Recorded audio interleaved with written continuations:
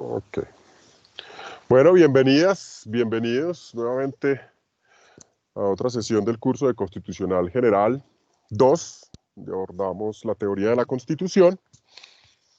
En las anteriores sesiones hemos hecho dos o tres cosas importantes. En primer lugar, hicimos un recorrido por la historia del constitucionalismo en Occidente y en Colombia, con el propósito de identificar los elementos o los rasgos característicos de ese constitucionalismo y el impacto del régimen constitucional colombiano vigente, es decir, en la vigencia de la Constitución Política de 1991 y muy especialmente tratar de identificar elementos o de tener elementos que nos permitan analizar, reflexionar críticamente sobre la operatividad de los contenidos constitucionales vigentes. Esto es, tener elementos que nos permitan entender y hacer juicios críticos sobre la forma en que se interpreta y se aplica la Constitución vigente.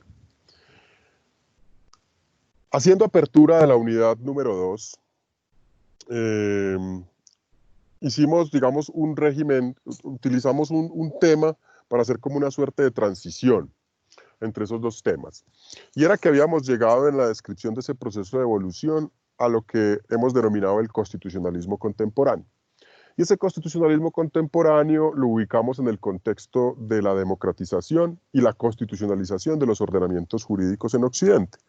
Proceso de democratización que tiene lugar en el contexto de la segunda posguerra y que arroja a los ordenamientos jurídicos occidentales a un proceso de constitucionalización que implicó unos rasgos característicos muy particulares, muy peculiares, a propósito del papel, del rol, ¿sí?, o de la función, la teleología de las constituciones políticas en esos regímenes jurídicos.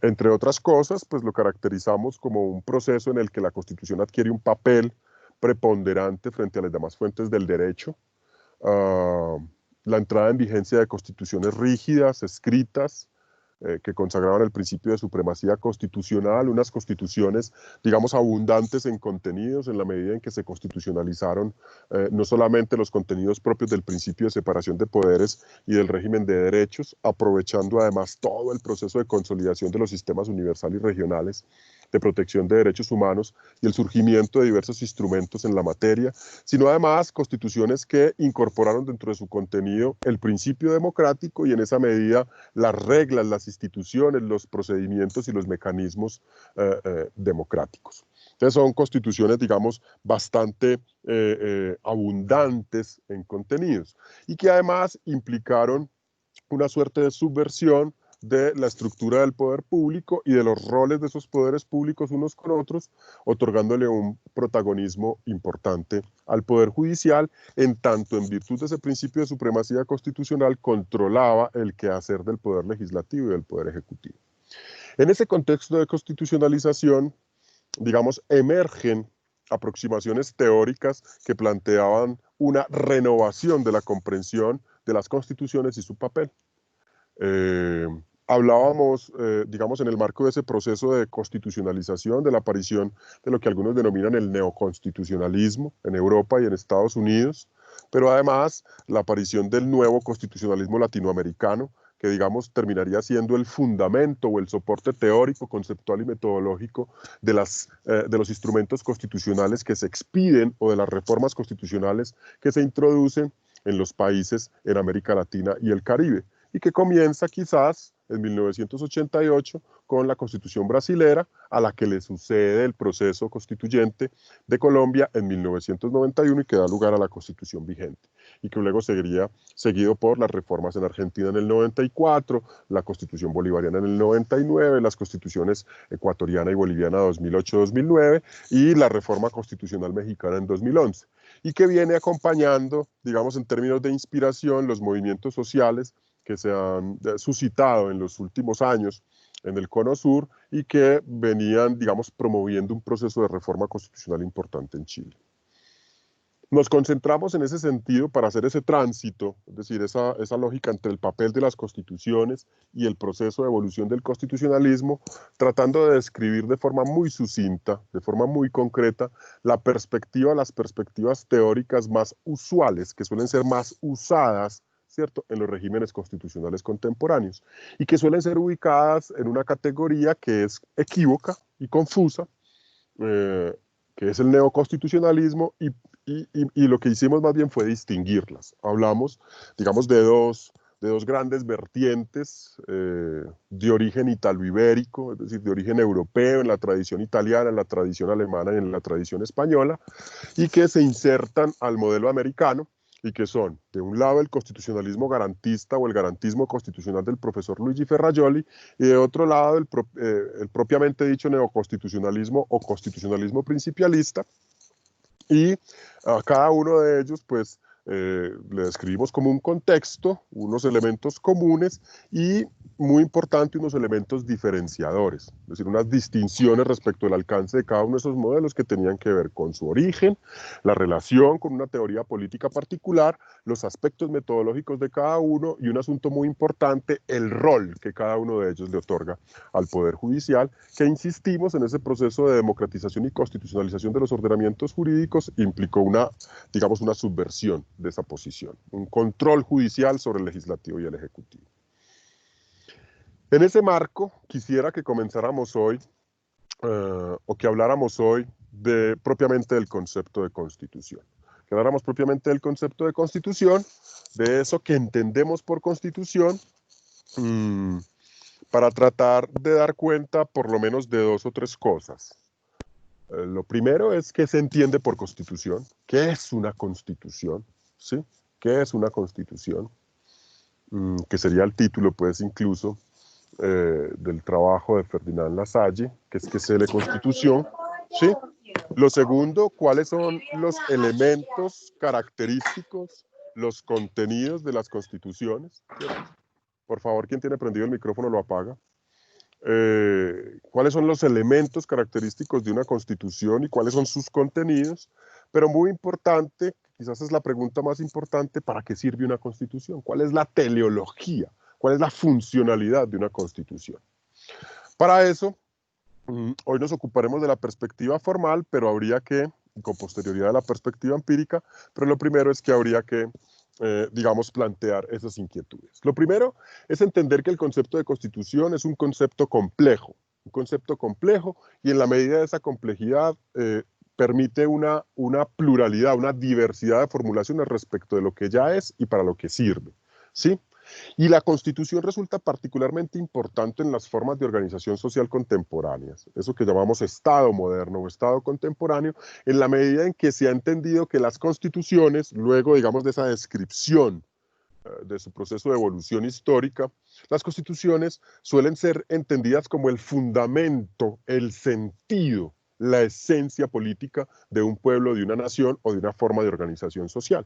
Es decir, las constituciones aparecen casi que sin discusión como el elemento que sirve de soporte a la organización política y a la organización jurídica, ¿sí? Y de allí que tengan un impacto significativo en varios aspectos de la vida, ¿sí? En los aspectos propiamente jurídicos, pero también en la vida social, política, económica, cultural, religiosa de los pueblos, ¿sí? Además, las constituciones, por ello mismo, son una categoría de combate,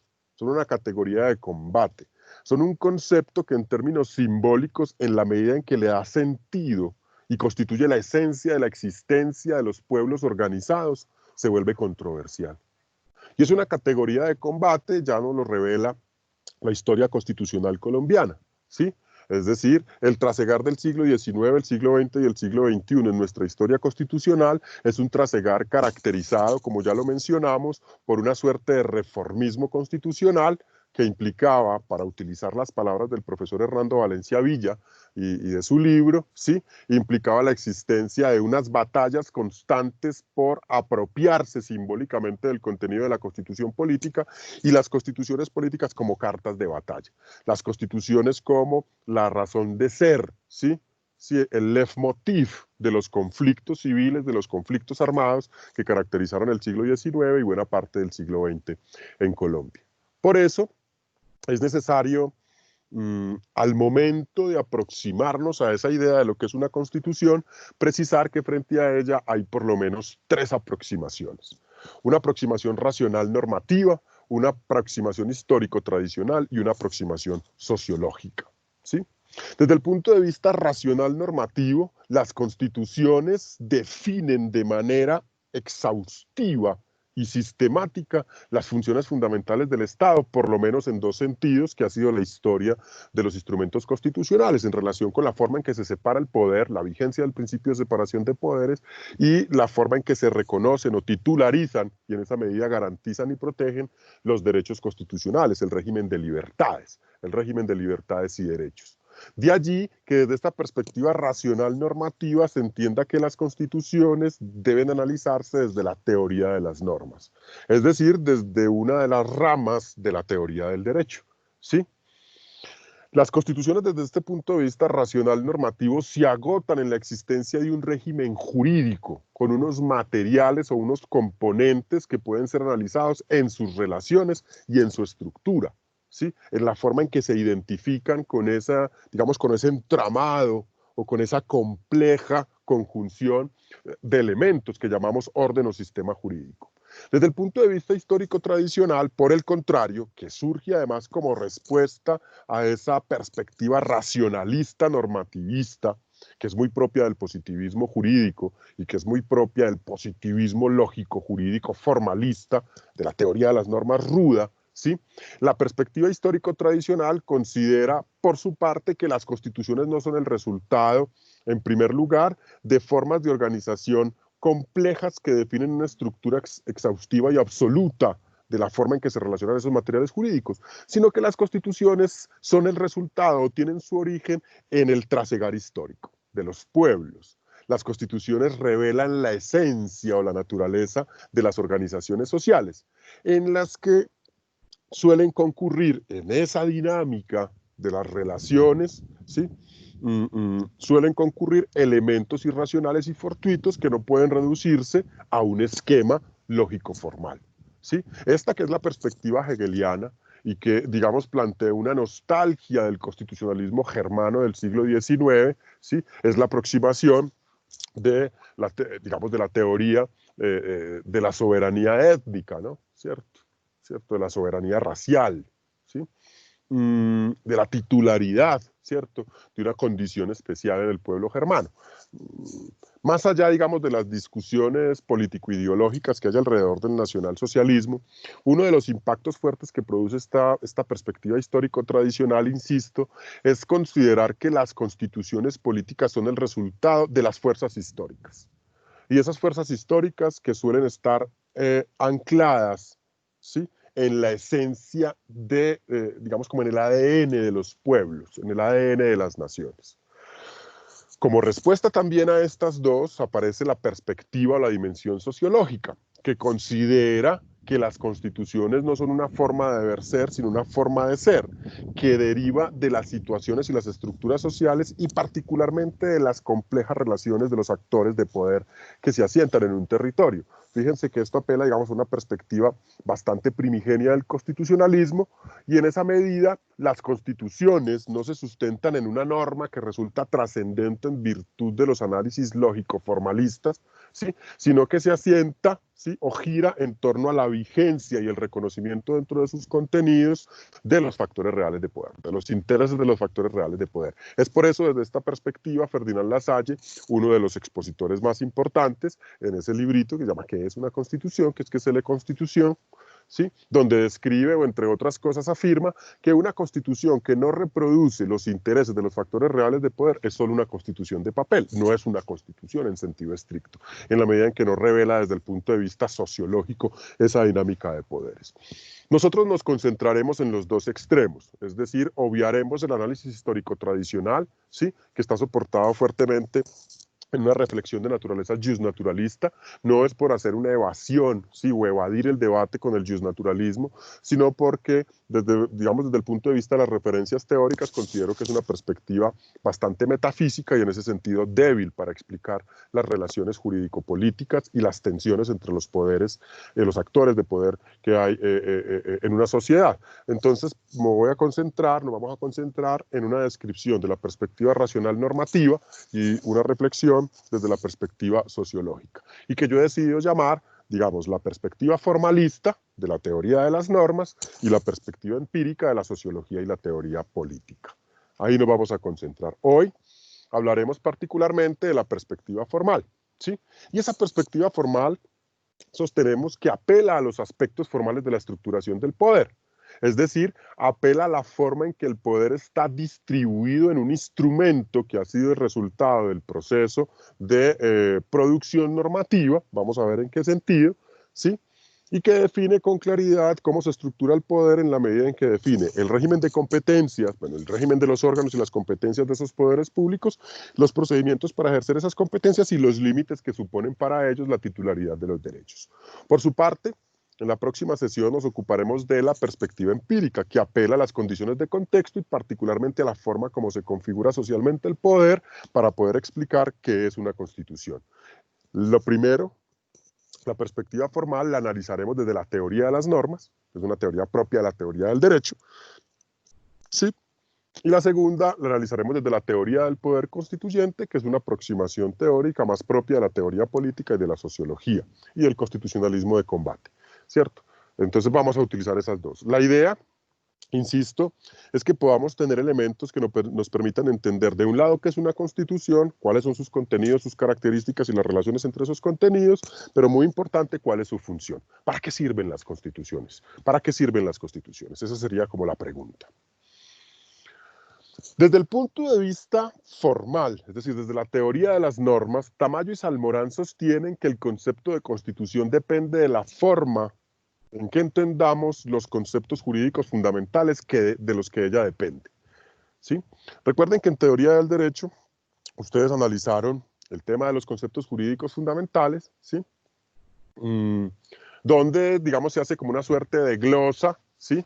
Y de diccionario sobre aquellas categorías, aquellos conceptos que en términos de la teoría del derecho son transversales a cualquier aproximación teórica de lo que el derecho es, el concepto de derecho subjetivo, el concepto de derecho en término objetivo, el concepto de derecho como disciplina, el concepto de norma, de facultad y de orden jurídico. Entonces Tamayo y Salmorán, digamos, allí se dispone que es necesario entender qué se entiende por estas categorías para poder entender qué es lo que sea una constitución, ¿sí? Sin embargo, hay unas preguntas, digamos, que deberían guiar o que guían esta reflexión. La primera es si orden jurídico es lo mismo que sistema jurídico. Y yo, digamos, voy a evitar o voy a evadir ese debate. Hay quienes sostienen que son, digamos, categorías distintas, ¿cierto? Que el sistema jurídico depende del orden jurídico, es decir, el orden jurídico es una categoría más omnicomprensiva. Yo voy a evitar ese debate y voy a considerar que las categorías orden y sistema jurídico se asimilan y que ambas están constituidas por la existencia de un conjunto de materiales y actos jurídicos que cumplen diversas funciones y que además tienen relaciones entre sí. Y una de esas funciones, que es la que nos interesa particularmente para esta discusión, es la función constitucional, ¿sí? Por ello, las preguntas serían cuáles son las funciones de las que se ocupa una teoría del orden jurídico y cuáles de esas funciones son relevantes, en cuáles de esas funciones es relevante el concepto de la categoría constitución política. Constitución política. Esa teoría del orden jurídico, a efectos de analizar la Constitución y la función constitucional, nos permitiría resolver los 4 problemas fundamentales de toda teoría del orden jurídico: la existencia, la identidad, la estructura y el contenido. Esto es, ¿cuándo una norma existe o cuándo un orden jurídico existe? ¿Cuándo una norma o un material, un acto específico pertenece a ese orden jurídico? ¿En qué posición se ubica dentro de toda la cadena de producción normativa? ¿Y su contenido cuál es y cuál es el efecto de ese contenido? Digamos que son como las preguntas fundamentales. Pero para ello necesito hacer un paréntesis desde la teoría del derecho.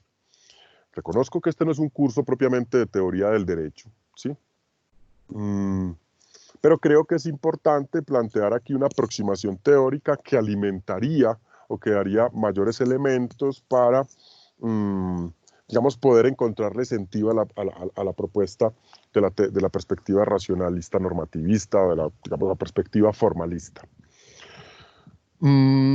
Teorías del derecho para explicar esto hay muchas, ¿no? Uno podría apelar digamos, aquellas que son más recurrentes en el ejercicio de la reflexión dogmática y de la reflexión teórica y conceptual en el derecho, no sé, recurrir a Kelsen o a Herbert Hart, ¿sí? O podría recurrir, digamos, a concepciones un poco más elaboradas, no elaboradas en el sentido en que sean mejores, sino que son derivadas de la reflexión, del análisis y la superación de alguna manera de esas reflexiones, como las teorías de Bobbio o como las teorías de Michel van de Kerchove y François Host, ¿cierto? O incluso apelar a teorías, digamos, mucho más usuales, contemporáneas, como las teorías de Robert Alexis, de Dworkin, para hablar, digamos, desde la literatura anglosajona o desde la literatura latina, hablar de Ferrajoli o de Ruiz Manero, de Manuel Atienza.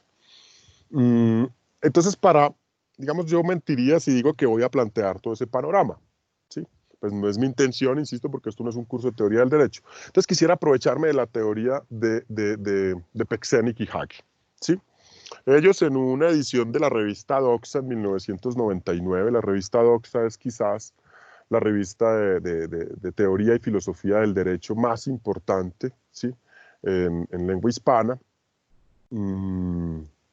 Tiene dentro de sus procesos editoriales el control de Manuel Atienza, de Ruiz Manero, de Moreso, ahí publica Ferrajoli, publica Chiassoni, publica, digamos, Mateucci, bueno, publican, digamos, los constitucionalistas y los teóricos del derecho contemporáneo más relevantes. Con esto tampoco quiero decir pues, que son los más importantes del mundo mundial, pero sí lo que quiero decir es que es una revista seria.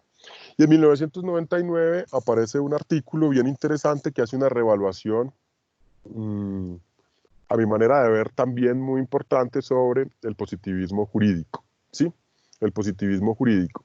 Y que se preguntaba por qué es el derecho, ¿cierto? ¿Qué es el derecho? Ontológicamente, ¿qué es el derecho? Y describían o sintetizaban, Peksenic y Hage, sintetizaban su teoría, la que ellas denominan la teoría convencionalista institucionalista, ¿sí? ¿Sí? Parten de un supuesto, y es que el objeto de conocimiento del derecho son las reglas jurídicas, y con esto me estoy refiriendo a uno solo de los componentes de todos esos materiales que conforman un orden jurídico. Y proponen que una de las cuestiones más importantes de la ontología del derecho es la idea de si las reglas jurídicas, que son el objeto de conocimiento del derecho, existen de alguna manera. Es decir, eso de lo que nos ocupamos o de lo que se ocupan los juristas, es decir, quienes profesionalmente se ocupan de estudiar el derecho, ¿existe o no existe? ¿Sí? Y esa pregunta tiene que ver con la forma en que nos comportamos quienes participamos en las prácticas jurídicas. Y tiene que ver con ello porque quienes participamos de las prácticas jurídicas, esto es, los estudiantes de derecho, los abogados en cualquiera de sus roles, jueces, funcionarios públicos, notarios, litigantes, asesores, consultores o docentes, e incluso aquellos legos frente a los saberes jurídicos que participan de esas prácticas porque eventualmente se ven involucrados en ellas, piensen ustedes en los clientes o en las personas que tienen que acudir a un abogado o a un juez o a un defensor de familia o a cualquier otra función que suponga un perfil profesional de abogado, ¿sí? Consideramos o creemos que el sistema jurídico y que las reglas de las que nos valemos para resolver esos asuntos existen y pertenecen a un sistema particular, ¿sí? Es decir, que el sistema jurídico existe y que las reglas que nosotros usamos para resolver esos asuntos existen y pertenecen a ese sistema, ¿sí? En la medida en que todos actuamos conminados por esa creencia común, sostienen los dos autores que el derecho y su existencia es un asunto convencional, ¿sí? Es decir, que el derecho existe porque hemos convenido en que ciertos hechos y ciertas cualidades imaginarias, es decir, ciertas cualidades que atribuimos a esos hechos, ¿sí? Hacen que esos hechos se vuelvan jurídicos, ¿sí?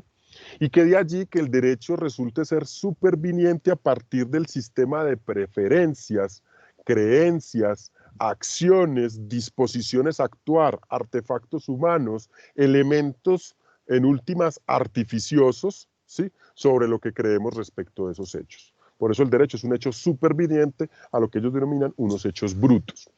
¿Esto por qué es importante? Porque se hace necesario esta reconstrucción ontológica para digamos, reducir la esquizofrenia respecto de lo que es el derecho, por ejemplo, en el discurso de los antimeramente discursivistas, de los meramente discursivistas, o evitar una reducción simplista de la realidad jurídica, como en el discurso de los antimeramente discursivistas.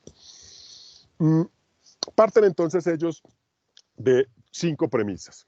La primera es que hay entidades no jurídicas, como las creencias, las preferencias, las acciones, las disposiciones a actuar y los artefactos, a partir de las cuales el derecho resulta superviniente. Hay entidades no jurídicas de donde el derecho superviene. Estas entidades, segundo, tienen ciertas propiedades no jurídicas a partir de las que las propiedades jurídicas resultan supervinientes. Es decir, hay ciertos hechos, ciertos asuntos, ciertas entidades que, si bien sus cualidades son no jurídicas, tienen propiedades no jurídicas, nosotros a través de un artificio y una convención le asignamos cualidades jurídicas y de ahí devienen esas propiedades jurídicas. Y es necesario, en tercer lugar, de que si una entidad tiene una propiedad jurídica L y es similar a otra entidad que comparte con esta las propiedades relevantes no jurídicas, entonces ambas entidades tienen la propiedad L. Es decir, si un elemento al que le he atribuido la juridicidad de sus propiedades comparte características con otro elemento que no tiene propiedades jurídicas o que tiene propiedades no jurídicas, la consecuencia es que si esos elementos son comunes en relación con la juridicidad del primero, este segundo también será jurídico. Voy a poner un ejemplo a este punto, ¿sí? La consideración respecto de la maldad del homicidio o de matar a otro no es en estricto sentido o por esencia una consideración jurídica, sino moral, ¿sí? Es una construcción moral, ¿sí? Sin embargo, en algún momento convenimos en que matar, en tanto estaba moralmente mal, debería ser reprochable jurídicamente. Y esa propiedad no jurídica, el reproche moral que hacemos a la conducta homicida, lo volvemos una propiedad jurídica y tipificamos el homicidio como un delito. Estoy pensando en una sociedad contractualista ideal, como todas las teorías del contrato social, ¿sí? Entonces volvemos el homicidio un tipo penal, ¿sí?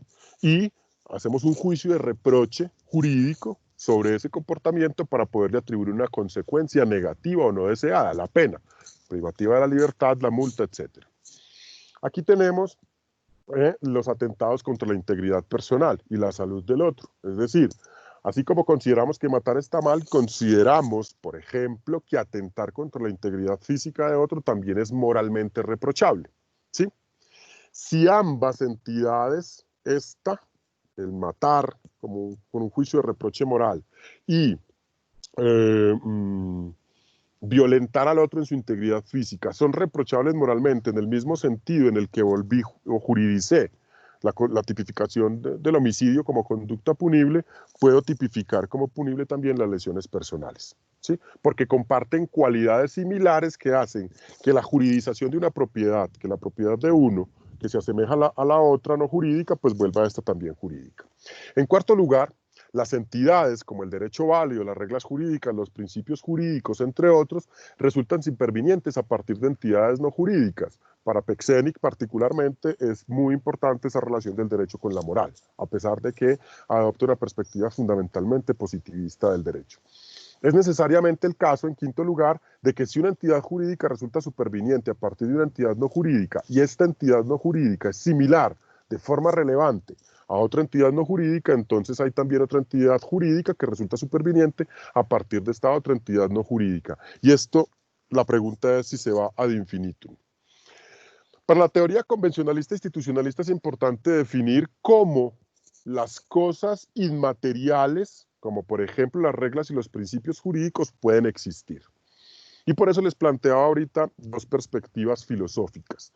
Una, la meramente, digamos, los meramente discursivistas que sostienen que todas las cosas supervinientes existen y por eso el derecho existe. Todas las cosas supervinientes existen y por eso el derecho existe. Mientras que los antimeramente discursivistas rechazan la posibilidad de que todas las entidades supervinientes existan, ¿sí? Lo que existe en ese sentido para los meramente discursivistas son las creencias en el derecho y no el derecho en sí mismo. La no existencia del derecho en sí mismo despojaría, ¿sí? digamos, de cientificidad o de rigurosidad el estudio del derecho como disciplina. Entonces digamos que hay como un choque sobre el quehacer de los profesionales del derecho y particularmente de los juristas. ¿Cuáles son los problemas que presentan cada una de estas perspectivas? Pues que para los meramente discursivistas, como cualquier cosa superviniente existe y que por ello existe el derecho, pues cualquier cosa existe. Entonces habría una explosión de la realidad bastante esquizofrénica. Existirían en esa misma medida los unicornios, por ejemplo, o existirían en esa misma medida el complot de la naturaleza para hacer desaparecer a la raza humana, ¿cierto? ¿Sí? El problema de los antimeramente discursivistas es que hay una reducción al absurdo de la realidad al desconocer la existencia de las entidades supervinientes que harían que la realidad ordinaria fuera relativamente simple. Y eso pues va en contravía de, digamos, los hallazgos de la antropología que han demostrado la importancia del lenguaje y de la imaginación en la construcción de la cultura humana, ¿sí? Hay un libro, en realidad pues una colección, una triada bien interesante de divulgación científica que le recomiendo a cualquiera que no lo haya leído. Es de esos textos que uno puede leer por la noche, pues en esa horita que saca para leer. Sapiens, de Yuval Noah Harari, y los dos libros que le suceden, ¿cierto? Homo Deus y 21 reglas para el siglo XXI, algo así se llama, ¿cierto? 21 no sé qué para el siglo XXI. Les recomiendo que lean esos tres libros. En Sapiens, digamos, trata de demostrar ahí en un lenguaje de divulgación científica, valiéndose pues de sus estudios como historiador y de estudios de la antropología, el papel que jugó el lenguaje y la construcción, ¿cierto?, de entidades imaginarias para el desarrollo de la cultura humana. Digamos, para los convencionalistas institucionalistas, el discurso meramente, digamos, la perspectiva meramente discursivista es la que permite que el derecho exista. Y por eso sostienen que los participantes en las prácticas jurídicas usamos un lenguaje meramente discursivista, en la medida en que suponemos que el orden jurídico del que nos valemos para hacer lo que hacemos y las reglas o los materiales jurídicos de los que nos valemos para hacer lo que hacemos existen, ¿sí? Existen. Y en la medida de su existencia, pues es susceptible el derecho de ser ubicado en un espacio y en un tiempo específico, es decir, de ser puesto en contexto. Si no, pues la historia del derecho no existiría. Dicen, leo a pie juntillas, el derecho existe de forma relativa a nuestro esquema conceptual, pero no en virtud de él.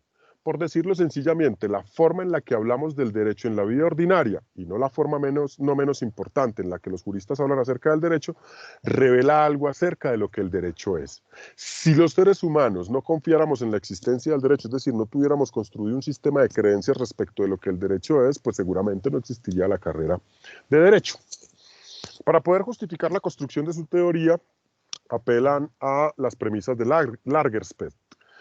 Lagerspeth es un filósofo, profesor de la Universidad de Couture, si no estoy mal, si vivo, él nació en los años 50 quizás, tipo relativamente joven. Construyó toda una serie de premisas para justificar la existencia de las entidades supervinientes y particularmente la existencia de los decálogos morales con los que nos comportamos los seres humanos, y estas premisas de Lagerspeth han, digamos, sido funcionales en diversas teorías del derecho para justificar la existencia del derecho como una entidad superviniente. Voy a tratar de reproducirlas de forma textual porque esto es pura filosofía analítica y mal haría yo el introducir elementos que yo no he construido porque, digamos, rompería toda la estructura lógica de la argumentación. En primer lugar, podríamos afirmar que es creencia mutua en una población específica que P, si todo el mundo en esa población cree que P, y todo el mundo en ese cree que todo el mundo en ese cree que P, y así ad infinito. Me explico. Existirá una creencia mutua en un lugar específico, en Colombia, por ejemplo, ¿sí?, sobre un asunto, sí, todo el mundo cree en eso, pero además todo el mundo cree que todo el mundo cree en eso. Esa idea de todo el mundo, pues es una idea bastante absolutista. Luego vamos a hablar de que hay, digamos, aproximaciones de segundo orden o de cierta relevancia numérica.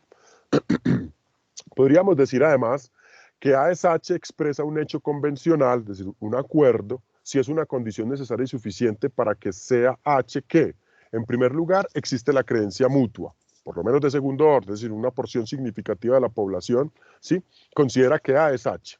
Pero además en las situaciones de tipo relevante, esa creencia mutua es al menos en parte una razón para que los miembros de esa población realicen acciones que tienen algún significado, porque A es H. Entonces no basta con que exista la creencia mutua y no basta, digamos, con que todos creamos que todos creemos, sino que es necesario que ante determinadas situaciones que condicionan H, nos comportemos de esa forma, ¿sí?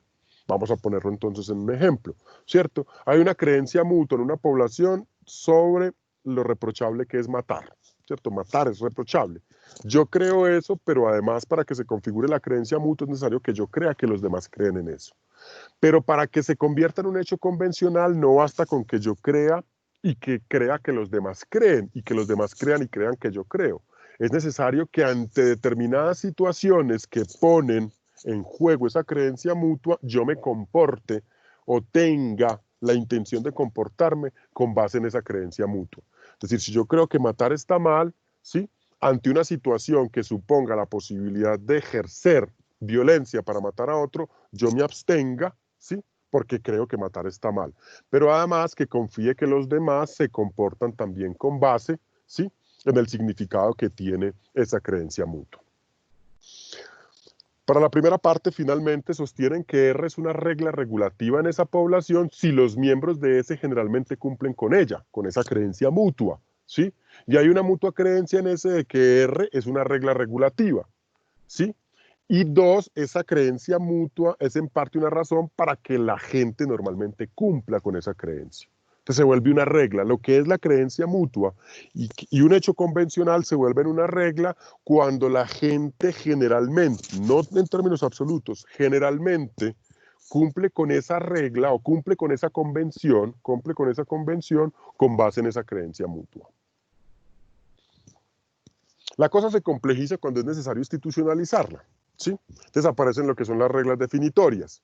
Entonces dicen Pesenik y Hage, con base en Lagerspitz, que R es una regla definitoria en S si los miembros de S generalmente encuentran a A como H, ¿sí? Es decir, cuentan con la convención.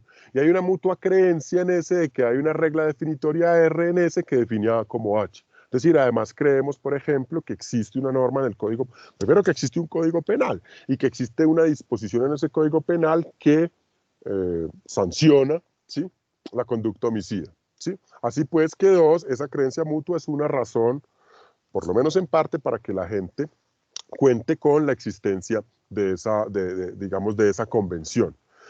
Finalmente, R es una regla en S si hay una regla definitoria R', que define R como una regla en S, que es donde institucionalizamos las convenciones. Sostienen Pesenik y Hage que hay reglas que existen no como hechos convencionales, es decir, no porque existe una creencia mutua y compartamos esa creencia mutua y nos comportemos con base en esa convención o en esa creencia mutua, sino que además existen en virtud de una regla. Pero la última regla dentro del sistema será un hecho convencional. Lo importante es que el reconocimiento sea eficaz. Cuando, digamos, se hace, vamos a analizarlo ahora desde la teoría de las normas, cuando yo comienzo a revisar los antecedentes del sistema de creencias mutuas, en ese sentido del sistema de convenciones, vamos a llegar a un punto hacia adelante en que en realidad, ¿sí?, una regla no depende de un hecho convencional, sino que depende de otra regla que lo ha vuelto una regla, ¿sí? De allí, dicen ellos que los hechos relativos a las reglas deben ser por sí mismos hechos institucionales, ¿cierto? Por eso se llama teoría convencionalista institucionalista. Y son inherentemente dependientes de otras reglas, porque hay cosas que existen y hechos que se sostienen solo si los individuos relevantes creen que existen o los sostienen y actúan de acuerdo con esas creencias, ¿sí? Finalmente, los hechos convencionales y los hechos institucionales suponen unas premisas que sí son construidas por Pesenik y Hage con base, ¿sí?, en las premisas de Lagerspitz, ¿sí? Lo primero es que hay entidades convencionales y lo segundo es que hay hechos institucionales.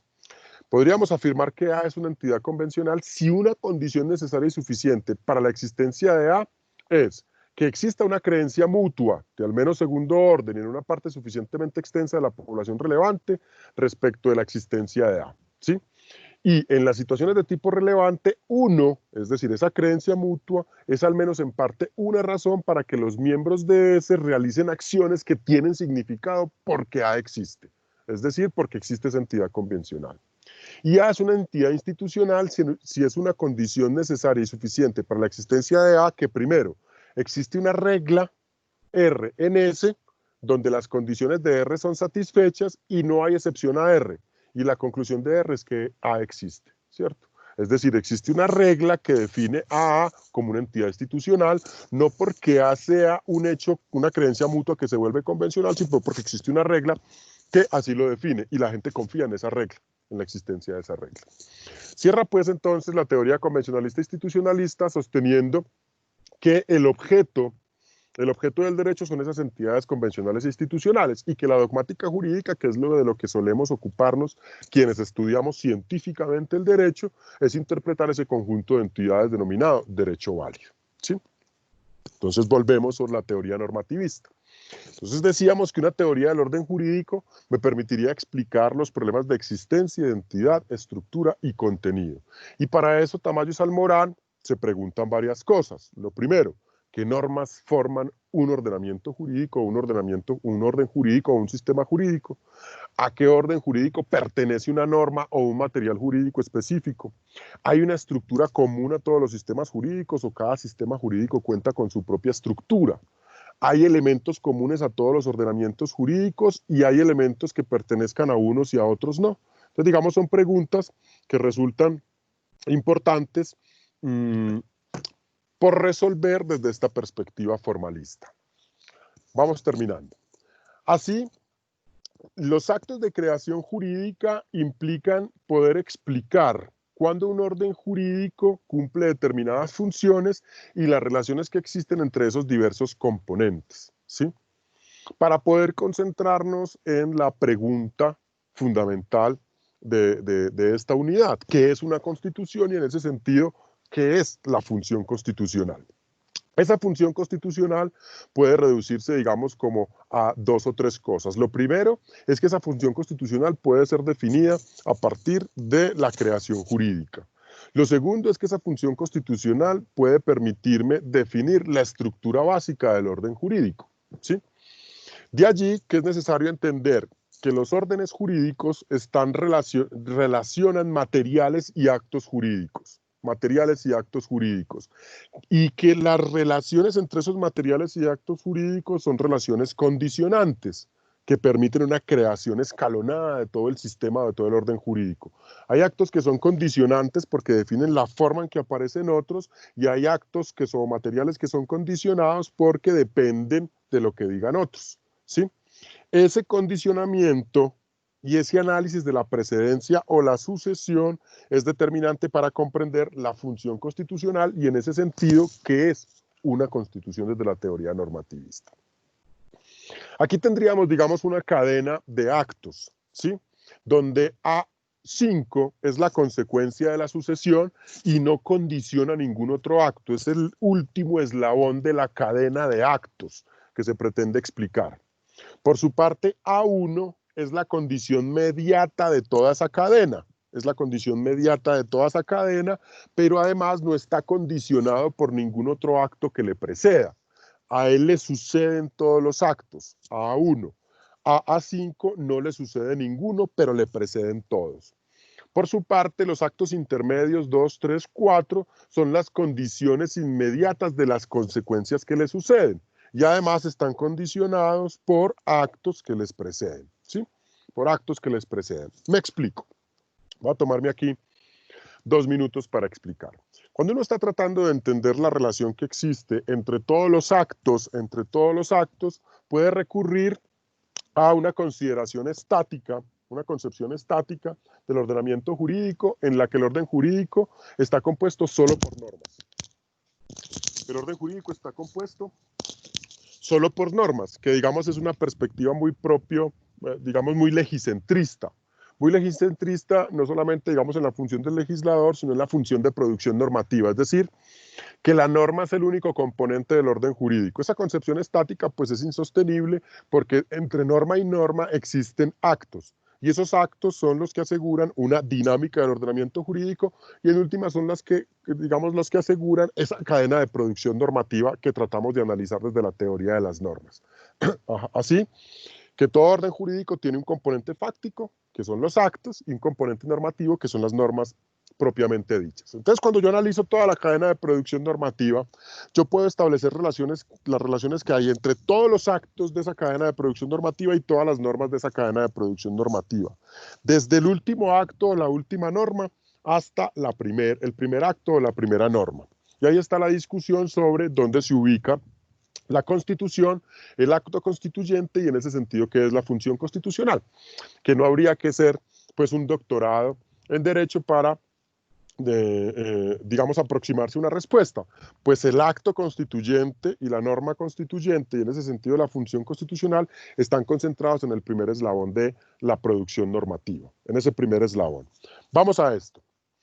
Si yo celebro un contrato de compraventa con alguien, donde yo soy el vendedor y el otro es el comprador, cuando yo entrego la cosa, estoy esperando que el comprador cumpla con su principal obligación, que es pagar el precio. Eso lo van a ver en teoría del acto jurídico y en teoría de los contratos. Yo pasé por eso ya hace como 20 años, entonces, digamos, voy olvidándolo rápidamente.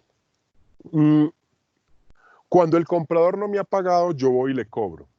Y le digo, hombre, comprador, págueme. Eso que yo estoy haciendo se llama cobrar y es un acto jurídico. La pregunta que habríamos de hacernos es, ¿cuáles son todos los actos que preceden a ese último acto, ¿sí?, de la cadena de producción? Que incluso podría no ser el último, porque puede ser que él me pague, ¿cierto? Entonces yo le cobro y le digo, hey, págame. Lo primero es pensar de dónde surge la idea, o más bien, ¿de dónde surge el fundamento? ¿Cuál es el fundamento más bien de ese acto de cobro? Y lo primero que habría que pensar es que su fundamento es el contrato. El contrato que conforme con el artículo 1602 del Código Civil constituye ley para las partes. El contrato funge como la norma, o es la norma que sirve de fundamento a ese acto de cobrar. Pero el contrato a su vez es consecuencia o es el resultado de otros actos o de otro acto. En este caso, el acto de obligarse a través de la manifestación de la voluntad, que se llama acto jurídico. Cuando yo celebro un contrato, lo que estoy haciendo es celebrando un hecho convencional, una convención, esto es, estoy manifestando mi voluntad con todos los requisitos de existencia y validez para obligarme a través del contrato.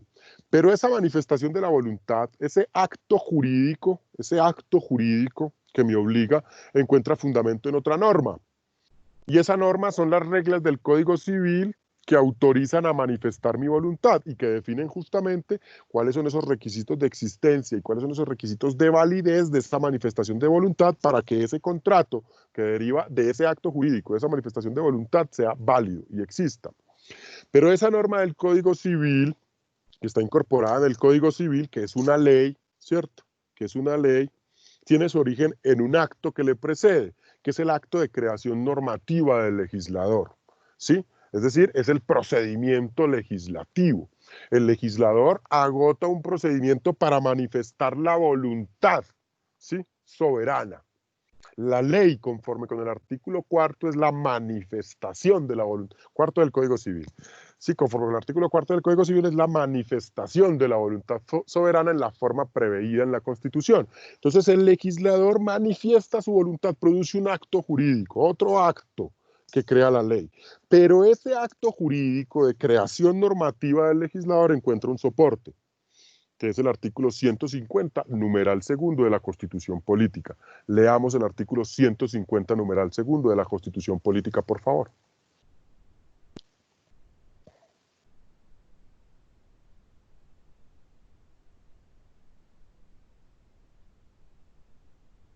Cualquiera, por favor.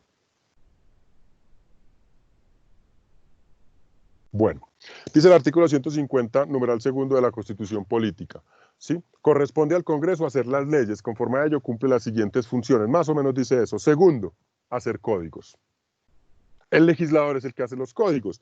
Y esa competencia, la posibilidad de expedir ese acto normativo que produce el código, expedir una ley que contiene un código, pues está soportada en la Constitución. Y si vamos mucho más allá, vamos a ver que el preámbulo de la Constitución política dice algo más o menos así: el pueblo de Colombia representado por sus delegatarios a la Asamblea Nacional Constituyente, todo el contenido del preámbulo, expide, aprueba, promulga y sanciona y no sé qué, la siguiente Constitución política.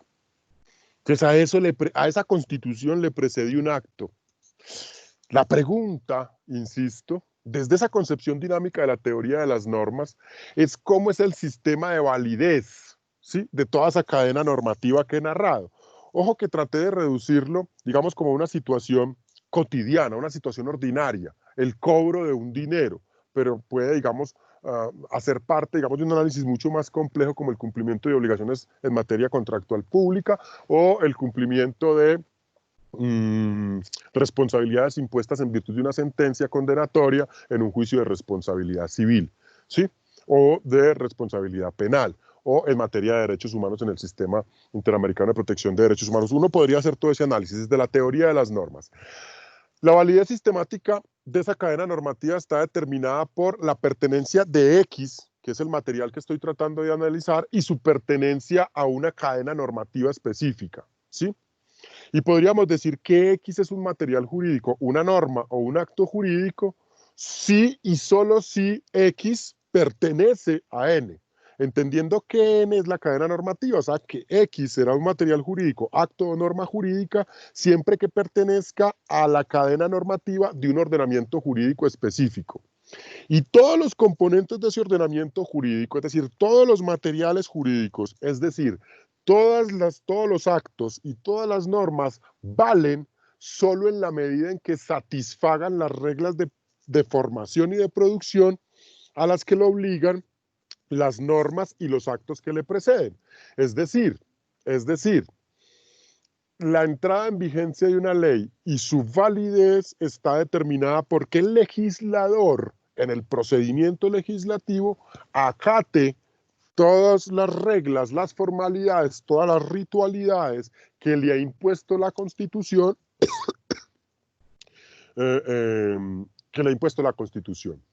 Y todos esos componentes de la cadena normativa, es decir, desde los actos que constituyen hasta los actos de constitución o constituidos, leyes, reglamentos, sentencias, etcétera, ¿sí?, deben cumplir con esas reglas de formación, con esos requisitos que le imponen las reglas que le preceden. En la medida en que no cumplan, ¿sí?, o no pertenecen a ese sistema o no existen, es decir, violentan el criterio de identidad o el criterio de existencia. Por eso, toda estructura básica de un ordenamiento jurídico desde esta perspectiva se agota en una cadena normativa, en un conjunto de normas, ¿sí?, donde cada una autoriza la creación de otras que generan un conjunto que, digamos, no es lineal propiamente dicho, sino que es más arbóreo, ¿sí?, salvo en los extremos de la cadena normativa. Salvo en esos extremos porque el primer acto no está soportado en ninguna norma y el último acto no produce ninguna norma.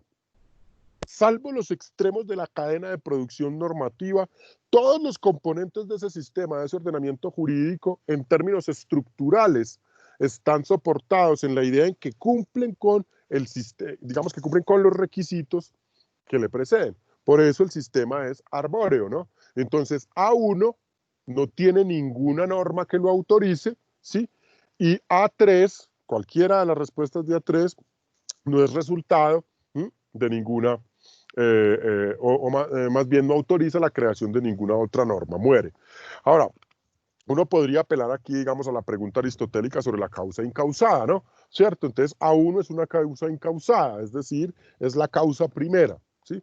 Ahora, con ese debate metafísico, no me voy a meter, lo mismo sucedería hacia el otro extremo. ¿Qué hay más allá, no? ¿Sí? Llegamos así, pues, a la conclusión de esto.